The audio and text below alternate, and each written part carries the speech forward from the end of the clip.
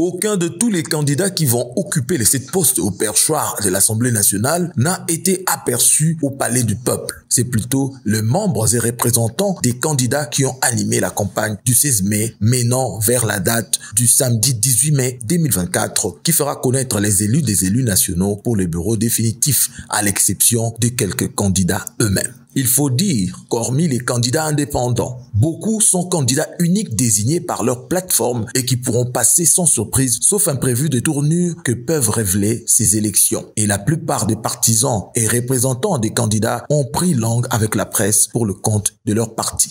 Vous avez une valeur sûre. Faut-il confiance. Vous avez confiance. Vous votez massivement. Pour lui que la candidature n'a été apportée par le peuple. Le peuple. Pas le peuple. Le peuple. Parce que vous avez des représentants du peuple. Il y a un peuple qui est le professeur Chumbaï. Vous votez massivement. Notre candidate au niveau de la question, c'est l'honorable et nous sommes en campagne électorale.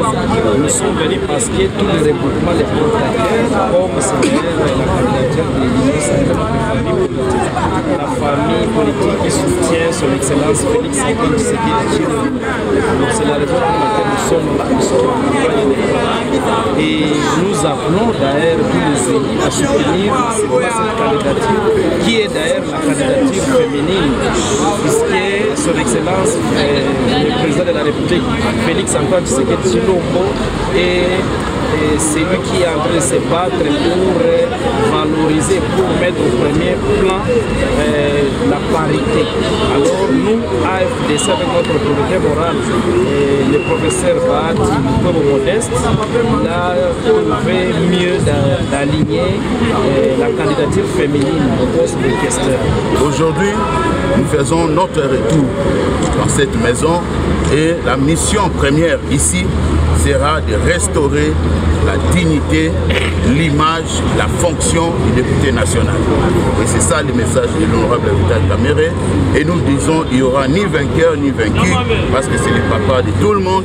C'est un grand leader pour la nation. Il a beaucoup à donner. Il a déjà montré de quoi il était capable. Et aujourd'hui, je pense que tout le monde est unanime. Et c'est comme ça, vous le savez, il est candidat unique de la majorité présidentielle.